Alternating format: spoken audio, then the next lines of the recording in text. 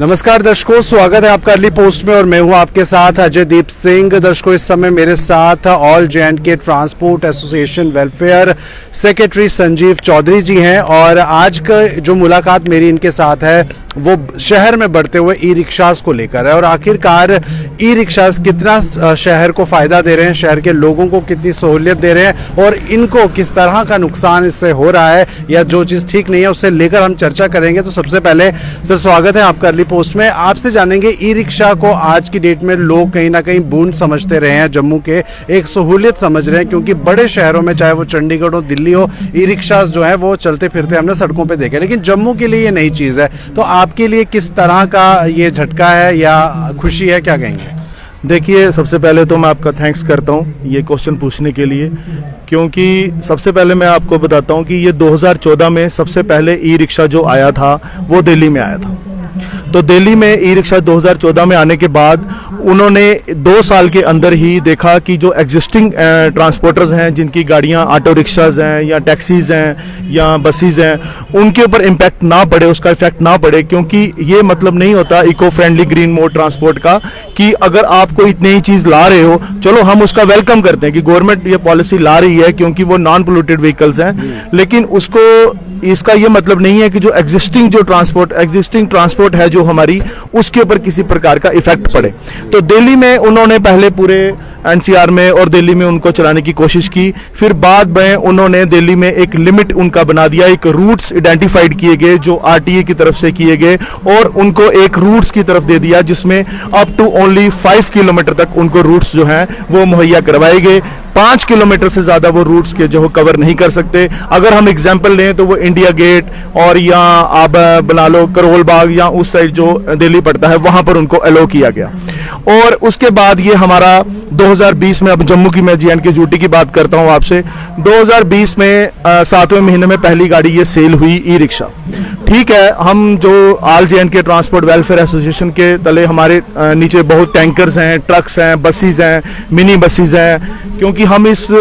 UT को service दे रहे हैं फॉर द लास्ट 100 ईयर्स। तो हम ये चाहते हैं कि हमारी भी 2 लाख जो पैसेंजर गाड़ी है जो J&K यूटी में हमारी जो फॉल करती है, हम चाहते हैं कि इस तरह की ये गाड़ी आए, लेकिन हम इसको वेलकम करते हैं, लेकिन हम ये नहीं कह चाहते कि इसकी वजह से हमारी जो एग्जिस्टिंग गाड़ियां हैं, उनके एग्जिस्टिंग एंटरप्रेन्योर्स हैं, उनको कोई इफेक्ट इसकी वजह। अगर हम बात करें तो जो ट्रांसपोर्ट डिपार्टमेंट का ये कहना है, जो अधिकारी हैं, कि एम्प्लॉयमेंट जनरेशन जो है वो बहुत जरूरी है, तो उसके तर्ज पर एम्प्लॉयमेंट बढ़ाने के लिए जो है ये कहा गया है कि ये ई रिक्शास को हमने स्टार्ट किया, लेकिन विदाउट लाइसेंस आपको लगता है ये कैसे बाहर निकल सकते हैं, ये नंबर्स इनको कैसे मिल सकते हैं? मैं आपसे सही बताता हूं, आपको इन्फॉर्मेशन दूंगा, क्योंकि मार्थ की जब गाइडलाइन आई थी तो मार्थ ने ये वहां पे ये स्पेसिफाई और क्लियर किया था, मिनिस्ट्री ऑफ रोड ट्रांसपोर्ट ने, और यूटी और स्टेट को कॉन्करेंट पॉलिसी अपनाने के लिए बोला गया था कि अगर ई रिक्शा की जरूरत है, जिस एरिया में अगर जरूरत है, अगर मान लो उनका कोई रूट है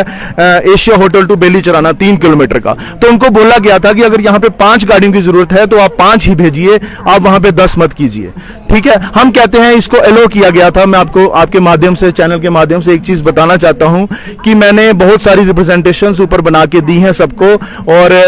आरटीए के चेयरमैन को भी दी हैं और ट्रांसपोर्ट कमिश्नर को भी दी हैं, और हम ये चाहते हैं कि इसको first and last mile connectivity के लिए इसको लाया गया था। एक चीज मैं क्लियर कर दूं, मार्थ ने सीधा साफ लिखा था कि इसको first and last mile connectivity के लिए ही चलाया जाए, इससे ज्यादा उसको वहां पे मत चलाया जाए जहां पे हमारी एग्जिस्टिंग जो हमारी गाड़ियां हैं वो ऑपरेट करती हैं। मान लो हमारी मिनी बसेस चलती हैं, हमारी बसेस चलती हैं, और वो ऑलरेडी हम उनको पैसेंजर्स को 2 to 5 मिनट्स गैप्स की सर्विस दे रहे हैं। हमारी सर्विस देने के बावजूद भी ये गाड़ियां वहां पर जाएंगी और हमारा आपस में किसी प्रकार का उनसे क्लैश हो या किसी प्रकार की कोई बात हो, तो हम नहीं चाहते। हम चाहते हैं कि गवर्नमेंट एक स्ट्रेटजी बनाए, गवर्नमेंट एक सिस्टम बनाए कि चाहते हैं कि रूट्स जो हैं वो चेंज हो, क्योंकि जिस रूट पे आपकी गाड़ियां ऑलरेडी दौड़ रही हैं इनको वो रूट ना मिले या इस तरह की व्यवस्था। हाँ बिल्कुल, हम चाहते हैं कि जब वो इनके जो डीलर्स हैं जो इनको इको फ्रेंडली जो गाड़ी ग्रीन मोड ट्रांसपोर्ट की जो गाड़ियां सेल कर रहे हैं, ई रिक्शा या ई ऑटोज, उनके साथ हम चाहते हैं कि वो सारे आरटीए के अंडर आते हैं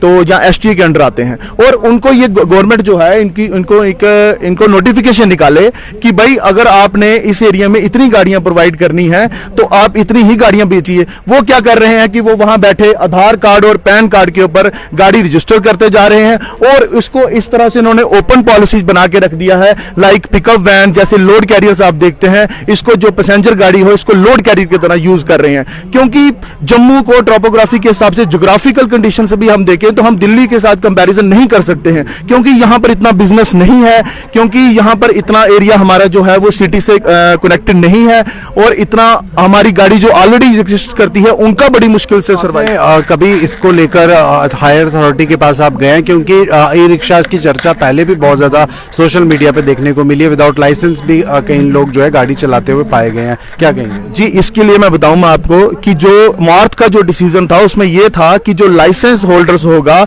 उसको 15 डेज की ट्रेनिंग देगा, जो उसका ट्रेडर्स होगा जो उसको गाड़ी बेच रहा है वो 15 दिन की ट्रेनिंग देगा। ट्रेनिंग देने के बाद उसको जो ई रिक्शा है हैंड ओवर करेगा, प्लस उसको आरटीआई रूट बना के देगा कि इस रूट के ऊपर तुमने उसको अलाउ करना है। और मैंने रिप्रेजेंटेशंस बहुत सारी ऊपर बना के दी हैं। आज भी हमारा एक डेलीगेशन जो है एलजी माननीय ऑनरेबल मनोज सिन्हा साहब से मिलने गया हुआ है, मेरे को कुछ काम था मैं नहीं जा पाया, तो आज भी उनको मिलने गया है। कल मैं चीफ सेक्रेटरी साहब से भी मिला था, और थोड़े दिन पहले मैंने डीसी मैम से भी रिप्रेजेंटेशन बना के दी। मैंने कहा मैडम आप इनको, गवर्नमेंट को, हमने एडमिनिस्ट्रेशन को यही बोला है कि आप इनको चलाइए, हम गवर्नमेंट के चलाने के खिलाफ नहीं है, लेकिन हम चाहते हैं कि इनको किसी स्ट्रेटजी से, किसी पॉलिसी से चलाया जाए, जो बाकी स्टेट्स जो पॉलिसी अपना रही हैं, जो यूटी पॉलिसी अपना रही हैं, वो पॉलिसी J&K यूटी भी अपनाए।